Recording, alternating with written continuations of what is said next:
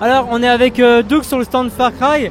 Donc, est-ce que ce jeu a beaucoup de succès au Paris Games Week? Alors, ça fait partie des jeux les plus visités après Black Ops et Assassin's Creed. On a 2 files, un pour le solo, un pour le multi. On a atteint 2h30 de queue d'un côté et pas loin de 2 heures de l'autre. Les gens sont même parfois obligés de faire le tour du stand, mais on fait des tournées assez rapides pour que tout le monde puisse en profiter. Donc ouais, on peut considérer que ça fait pas mal de succès. C'était un jeu qui a été très attendu? Plutôt, parce que tous les gens qui étaient restés sur leur faim après Far Cry 2 voulaient vraiment savoir s'il y a pas mal de problèmes qui étaient réglés dans le 3. Ce qui a été fait, donc les gens viennent ici vraiment pour découvrir toutes les nouveautés, ce qui a été réglé, tout ça. Apparemment ils ont l'air plutôt satisfaits, ils se font passer le mot, il y a pas mal de gens qui ont envie de l'acheter, qui étaient quand même assez sceptiques au départ, mais qui finalement se sont décidés à l'acheter. Je trouve que c'est plutôt réussi en fait, par rapport à ce qu'on attendait, c'est même mieux réussi que ce qu'on espérait. Et donc est-ce qu'il y a beaucoup de gens qui ne connaissaient pas du tout l'univers Far Cry et qui veulent s'y mettre avec ce jeu? Alors, il y en a eu beaucoup, qui ne connaissaient pas du tout l'univers Far Cry. C'est vraiment un truc très particulier, très différent de tout ce qu'on peut voir en général. Donc ça marche particulièrement bien avec ces personnes-là, du coup, parce qu'ils n'étaient pas déçus des anciens, enfin déçus, c'est un grand mot, mais c'est vraiment découvrir un tout nouvel univers sur une île pas fermée, mais dans une ambiance vraiment différente, entre la montagne, les forêts, les zones un peu désertiques, les temples, les souterrains, tout ça. Ça fait vraiment une bonne variation de jeu par rapport aux jeux de guerre, aux jeux comme, enfin je vais pas citer de nom, mais vraiment c'est vraiment une ambiance très différente et ça a l'air de bien plaire. Alors on espère que le succès sera au rendez-vous grâce au Paris Games Week, puis on vous souhaite bon courage pour la fin de salon puisque c'est très dur de recevoir autant de monde. Bon, pour l'instant ça va, on arrive à gérer. Bon courage et merci pour cette interview. Merci à vous. À tout à l'heure pour d'autres interviews. Alors on a retrouvé un assassin nous qu'on avait déjà interviewé, c'est Zozio. Salut. Salut. Alors en fait là on lui fait une interview parce que il est acteur avec nous dans le film qu'on produit, All Geek Universe. Donc nous produisons Assassin's Creed Continuum qui est le fan film sur Assassin's Creed. C'est marrant parce que là tu vois, regarde, la prod derrière ils sont en train de faire des conneries, on a l'équipe technique qui sont en train de danser, ils se foutent de notre gueule derrière. Super sympa. Ouais, c'est super sympa. Vraiment avec nous là. Donc alors comment t'as senti ce Paris Games Week? Alors au début c'est vrai qu'il n'y avait pas énormément de monde, mais bon, je veux dire c'est comparé au week-end, ça a vraiment rien à voir. C'est toujours une super bonne ambiance. Tous les geeks se réunissent quoi. Et on est facilement reconnaissable. Oh, Assassin's Creed, oh Ezio. Alors ça fait plaisir, il y en a beaucoup qui nous adorent, qui sont là à nous demander la moindre photo. C'est presque saoulant, mais en même temps c'est ce qu'on veut. Donc moi ça me fait plaisir et c'est vraiment génial comme ambiance. C'est vraiment génial. Ouais. Et donc par rapport à Assassin's Creed Continuum, pour ceux qui ont suivi l'affaire sur le blog, on avait créé 2 événements dans des Micromania. Un au Micromania de Moisselles-Daumont dans le 95 et un au Micromania de Noyelles-Godot dans le Nord-Pas-de-Calais. Donc comment s'est déroulé cet événement? Parce que nous on n'y était pas, mais toi tu y étais. Alors l'événement, d'abord avant de le vivre, j'avais un peu l'appréhension parce que c'est vrai que les gens là-bas, ils sont pas forcément au courant. Donc de voir des cosplayers comme ça, les costumes d'assassins, ça peut être vraiment aléatoire leur réaction. Mais une fois là-bas, c'est vrai qu'on a été super bien accueillis déjà premièrement par l'équipe de Micromania et aussi par les visiteurs. Ils étaient vraiment contents de nous voir et même les visiteurs qui passaient dans les galeries, les gens étaient vraiment sympas, on jouait avec, on prenait des photos, puis on présentait aussi notre court-métrage qu'on était en train de diffuser dans le Micromania justement. Alors justement, nous, au Micromania de Moisselles, on a eu pas mal de succès avec le court-métrage. Est-ce qu'il y a des gens qui s'intéressaient, qui posaient vraiment des questions? Alors à moi non, mais c'est vrai qu'à Maxime, il était beaucoup dans la salle en train de justement répondre aux questions pour les gens. On faisait chacun notre petit boulot et il m'a dit justement que les gens étaient vraiment intrigués, quoi. Ils se demandaient, ils pensaient que c'était vraiment Ubisoft qui avait fait quelque chose, mais qu'est-ce que c'est, d'où ça vient, etc. Donc du coup il m'a expliqué, Maxime, c'est vrai qu'il y avait pas mal de gens intrigués, donc maintenant beaucoup de gens sont quand même au courant, donc c'est vraiment sympa. Et par ailleurs je voudrais en profiter aussi pour remercier Ubisoft puisqu'ils vous ont envoyé des goodies. Nous malheureusement on n'a pas trop eu le temps, on n'a pas réussi à à se raccorder pour avoir quelque chose. Mais vous avez pu avoir des goodies dans votre Micromania, donc j'aimerais les remercier. Voilà, moi aussi j'aimerais les remercier. Maxime ne le dira jamais aussi hein, c'est vraiment très gentil de leur part. Ils n'étaient pas obligés de nous donner toutes ces décorations, toutes ces goodies à donner aux gens, ou même les totems. C'est vraiment sympa quoi. Franchement, merci Ubisoft. Alors là, il y a tout le monde derrière la caméra en fait qui est en train de faire les idiots. Non, t'arrêtes pas tout de suite la caméra. En plus, ils veulent me couper pendant l'interview. C'est vraiment le bazar, ils sont en train de tous faire les idiots derrière la caméra. Et lui derrière, je sais qu'il fait l'idiot aussi. Tiens, viens là, t'as pas encore parlé. Alors voilà, Steve, il était avec nous au Micromania de Moisselles. Comment toi, t'as senti la journée à Micromania? C'est super, avec beaucoup de monde. Déprime pas, hein, tu sais, tu peux dire « Oh, c'est génial, on a adoré !» Pas « Oh, c'est super !» Ouais, je suis happy. Il est timide. Ouais, on voit ça, il est timide. Et donc ça, c'est des acteurs du film. On a un timide et on a un moins timide, mais bon, on va essayer de faire quelque chose. Ouais, je pense que ça va être vraiment quelque chose.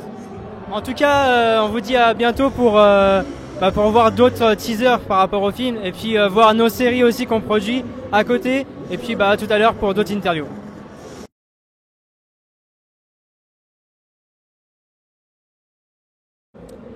Alors, nous voici maintenant avec Olivier de Microsoft qui va nous parler un petit peu de dernier opus de Forza. Donc, qu'est-ce que ce Forza a de nouveau par rapport au précédent jeu? Le plus important pour nous, c'est qu'on ait gardé l'ADN de Forza, donc notamment tout ce qui est jouabilité et graphisme, mais transposé dans un monde un peu plus ouvert, donc moins de circuits, plus de routes ouvertes. Le jeu se passe dans le Colorado. On a fait aussi beaucoup attention à la musique, puisque là l'idée pour le joueur c'est de rejoindre différentes étapes d'un festival de musique et d'y arriver le plus rapidement possible grâce aux voitures qui sont disponibles au fur et à mesure dans le jeu. Et au niveau des voitures qui sont disponibles, il y a eu une augmentation du nombre de véhicules ou il y a toujours le même nombre de véhicules présents dans le jeu? Alors il y en a moins que dans le Forza pour le moment en tout cas, parce qu'il y aura toujours des véhicules à télécharger, des packs de DLC. On est à peu près aujourd'hui à 130 véhicules disponibles dans le jeu au lancement et des packs à venir régulièrement. Le premier qu'on a annoncé qui sortira début décembre sera un pack de rallye en fait. D'accord. C'était un jeu qui a été très attendu pour ce salon? Oui, sachant qu'on a une grosse communauté autour de Forza. Donc les joueurs, je pense, de Forza attendaient beaucoup de Forza Horizon. La communauté Forza, c'est plutôt, j'allais dire, au moins sur console des pilotes chevronnés. Et là, l'idée de voir que Forza allait plus vers, entre guillemets, l'arcade, faisait qu'ils attendaient pas mal de pouvoir tester le jeu pour voir s'il était à la hauteur ou pas. Il y a eu beaucoup de monde qui est venu sur le stand? Énormément, non seulement sur Forza, mais aussi sur tous les autres pôles. Mais c'est vrai que le stand Forza a énormément bien marché. Ouais. Et donc, il y a des joueurs qui ont l'habitude de Forza, mais est-ce qu'il y a beaucoup de monde qui ne connaissait pas Forza et qui, grâce à ce nouvel opus, ont envie de jouer au jeu? Oui, alors sachant qu'on arrive... il y a une licence face à nous qui est très connue, qui est Need for Speed. Et on arrive un peu en frontal face à eux. Donc nous, l'idée, c'est vraiment, comme je te le disais, de profiter un petit peu de tout le buzz positif qu'il y a autour de Forza, que je pense est considéré aujourd'hui comme la meilleure simulation de course automobile sur console. Et de dire, voilà, vous inquiétez pas, puisque l'ADN de Forza, il reste là pour vous. Maintenant, on va l'ouvrir à un public qui est parfois un peu réfractaire à Forza, parce que il faut du temps pour rentrer dans Forza.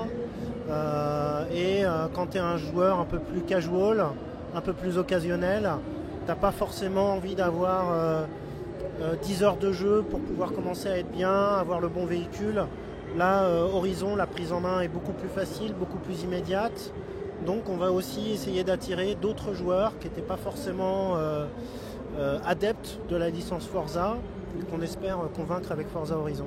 C'est une exclusivité Xbox? C'est une exclusivité Xbox. Pas d'ouverture prévue sur les autres consoles, puisque ça peut aussi contraindre certains joueurs qui aimeraient avoir du Forza, mais n'ont pas forcément les moyens de s'acheter une Xbox et qui jouent sur d'autres consoles. Ouais. Il reste encore peu d'exclusivité console, hein, mais Forza en fait partie. Turn 10 est un studio Microsoft à 100%. Là, ils ont dédié le développement de Forza Horizon à Playground, Playground Games, donc, qui nous a fait le titre, mais il n'y aura pas de portage de Forza ou Forza Horizon, comme il n'y aura pas de portage de GT sur Xbox. Justement, Need for Speed, c'est pas vraiment le même style de simulation de course que Forza. On peut dire que le concurrent direct, c'est Gran Turismo. On vous compare plus à Need for Speed ou à Gran Turismo? Alors sur Forza, sans aucun doute à Gran Turismo. L'idée pour nous, c'était d'aller encore plus loin dans la simulation en fait. Donc c'est vraiment ce qu'on a cherché à Forza Motorsport. Maintenant, ce qu'on se disait aussi, c'est que plus on allait loin, plus on allait avoir un public comment dire, de plus en plus pointu, et qu'on se coupait peut-être d'une partie des joueurs qui étaient, comme je te le disais un peu auparavant, plus occasionnels, qui avaient plus envie de jouer 30 minutes pour se défouler et s'amuser, soit seul, soit sur Xbox Live ou avec son fils par exemple, et qu'il y ait moins d'exigences avec un Horizon qu'avec un Forza Motorsport en fait. Donc on aura vraisemblablement une alternance de Forza une année et de Forza Horizon une autre année en termes de sortie de titre. D'accord. La communauté de joueurs sur le multijoueur est grandissante, importante? Oui. Sur Xbox Live aujourd'hui au niveau mondial on a plus de 40 millions d'abonnés, c'est énorme. Et sur Forza notamment, on a une grosse communauté de joueurs sur Xbox Live, parce qu'on a un championnat de France Forza aujourd'hui qui marche très très fort. Alors justement, il y avait Gran Turismo qui avait organisé un tournoi comme ça où le prix c'était de devenir un pilote professionnel. Oui. Est-ce qu'il y a des choses comme ça de prévues avec Forza? Ce qui est un bon concept et peut être intéressant. Alors on le fait avec Audi, puisque dans le cadre des Audi Endurance Experience, on a 2 membres de la communauté Forza qui ont couru le week-end dernier sur Audi A1 pendant 24 heures au Castellet, donc avec d'autres pilotes. Donc pour eux, c'était vraiment l'occasion et pour nous de voir je suis bon sur ma manette et sur ma console. Est-ce que je suis vraiment bon dans la réalité? Et on s'est rendu compte que oui, puisque dès leur première expérience sur circuit, ils ont été premiers, ils ont terminé premiers. Ce qui veut dire que quand même c'est que c'est un très bon jeu de simulation, puisque de là à avoir quelqu'un qui gagne un championnat dans un jeu vidéo et qui dans la vie réelle arrive à conduire une vraie voiture de la même manière, c'est quand même énorme, c'est quelque chose qu'on ne pouvait pas imaginer il y a quelques années. Non, c'est vrai. Et puis on s'en est rendu compte nous aussi quand on avait un partenariat avec Peugeot au Mans. Les pilotes qui conduisaient la 908 HDI au Mans s'entraînaient aussi sur Forza pour, dans les moments où ils ne pouvaient pas conduire la vraie voiture, continuer à garder des sensations, à piloter, etc. Donc il y a aujourd'hui une différence, j'allais dire infime, entre le ressenti qu'on peut avoir sur une console, sur Forza, et le pilotage entre guillemets dans la vie réelle. Merci de nous avoir accordé ces quelques minutes, et puis bon courage pour la fin de salon et bon courage pour votre travail. Bonne continuation. Merci. Alors nous voilà avec notre dernier invité de ce Paris Games Week qui est Marcus, bonjour. Oui, c'est moi, oui, je suis content. Je suis le dernier. Parce qu'avant toi on a eu quand même Julien Tellouk, Julien Chiez et Bertrand Amar. Eh ben, c'est que des potes tout ça, donc ça fait plaisir d'être intégré à cette belle bande de vieux brigands. Alors on voit, oui parce que nous on l'a appelé l'escroc notre cadreur parce qu'il est censé représenter son école en fait, ouais. Mais il bosse avec nous donc. C'est n'importe quoi. C'est n'importe quoi. Faut le virer. Donc voilà, alors en fait on voudrait revenir sur cette Paris Games Week parce qu'on voit que tu as beaucoup de succès. Nous on était venus, on représentait un autre média à l'époque, on était venus il y a 2 ans à Epitanim, ouais. T'interviewer. Ouais. À l'époque d'ailleurs on leur fait coucou, c'était Japan in Paris. Oui, on avait même fait un petit sketch d'intro. Et puis il y avait moins de monde. Oui. Donc comment t'expliques en 2 ans ce gros succès? Alors je crois pas que ce soit lié à moi, j'ai à peu près toujours le même nombre de gens qui viennent sur mes stands pour essayer de me voir. C'est le Paris Game Week qui est en train de prendre une ampleur absolument incroyable, où il y a beaucoup plus de visiteurs que les autres années, à tel point que nous on se retrouve à être obligé de couper quasiment la file d'attente en deux. Il y a tellement de gens, en gros si on laissait la file d'attente se former, il y aurait je pense 5 ou 6 heures d'attente pour me voir. Moi je suis pas Call of Duty, je ne veux pas qu'on attende 6 heures pour me voir, donc on coupe les files en deux, les gens attendent au maximum 3 heures. Ce qui est déjà de la folie, je suis pas Lady Gaga moi, voilà, faut pas attendre 3 heures pour moi. Donc je suis très touché les petits amis, ça fait super plaisir, mais en même temps ça fait mal au cœur de vous voir attendre pendant des heures sur le stand. Mais c'est un plaisir parce que chaque personne est unique et c'est l'occasion de discuter 1 ou 2 minutes avec chacun. Et c'est ce que j'aime faire plutôt que juste signer comment tu t'appelles, Kevin, hop et on passe au suivant, ça m'intéresse pas. Alors ce qu'on a posé à tes potes des autres chaînes ou blogs, comme question, c'était de savoir si c'était vraiment important à notre époque d'être en communication avec son public, de le voir, d'être en convention et de passer du temps avec eux. Oui, c'est très important parce qu'on ne vous voit pas d'habitude, on ne voit pas le spectateur. Il est caché derrière sa petite télé, vautré sur son canapé en train de faire « Oh, bah, il est vraiment mauvais Marcus ». Là, on peut venir me le dire en face. Et c'est génial, il n'y a pas beaucoup de boulot où on vient te dire, quand tu es expert comptable, on vient pas à la fin du trimestre te dire « Ah, bravo Berthier pour le rapport comptable du 3e trimestre, c'était super ». Nous, il y a des gens qui viennent te dire « Ah, Level 1 c'était super, chez Marcus c'est super, Super Marcus c'est super ». Enfin voilà, c'est génial de voir la réaction des gens à ton travail, c'est super. On la voit en nombre, on voit sur Facebook les statistiques, les vues sur YouTube, mais on n'a pas la qualité du contact et tout ça. Donc ici on l'a et c'est super. Et au niveau des médias, c'est aussi important d'être sur les réseaux sociaux? Oui, bien sûr, c'est très important. Maintenant, par exemple, on vient de lancer une émission qui s'appelle Super Marcus World. Elle est uniquement sur jeuxactu.com et sur YouTube. Je fais voir mes jouets, j'ai mes petites vitrines à côté. Je fais voir les jouets que j'ai bricolés moi-même, etc. C'est une petite émission juste pour les geeks. Ça dure 4 minutes, on montre un objet chaque semaine nouveau. On pourrait pas mettre ça sur une chaîne hertzienne quasiment. Donc on la met là et on arrive à avoir plusieurs milliers de vues. Parce qu'on sait qu'on touche directement notre petite communauté et tout ça. Et pour ça, Internet est vraiment génial. Il n'y a que les gens que ça intéresse qui viennent et c'est très bien comme ça. Et justement, nous, ensuite, en actualité, on a vu que tu proposais aux gens de ramener des objets geeks. Oui. Alors, moi, j'en ai aussi. T'as amené? Alors, j'ai un bracelet Space Invaders qu'on m'a fait. Magnifique. Et puis, j'ai mon sac Space Invaders aussi. Ah bah oui. Ah bah bravo, je m'engage. On essaiera de le montrer dans l'émission. Voilà, alors on est geek aussi, on aime bien. Et puis, voilà, on a ramené aussi des petits objets geeks comme ça. D'accord. Et puis, j'ai pas pensé à ramener... Mais j'ai quelque chose qui me tient à cœur, c'est l'intégrale Blu-ray Star Wars dédicacée par Dave Prose qui a incarné Dark Vader au cinéma. Carrément. Moi j'ai mon 45 tours du Retour des Jedi avec l'histoire dédicacée par Dave Prose, Dark Vader aussi. Et j'en suis très fier. Merci de nous avoir accordé quelques minutes et puis bon courage. On aimerait aussi remercier ton collaborateur qui galère depuis tout à l'heure avec la foule. S'il peut venir un petit peu face caméra.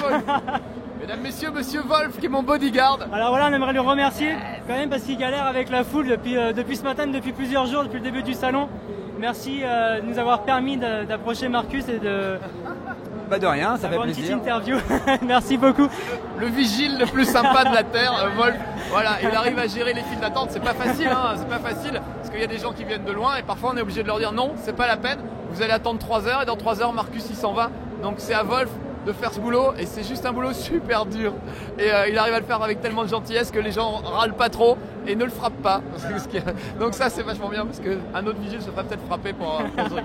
Donc merci 1000 fois Wolf vraiment pour tout ce que tu fais. Vraiment sans toi j'y arriverais pas. Donc, on vous remercie, on vous souhaite bon courage pour la fin de salon. Merci.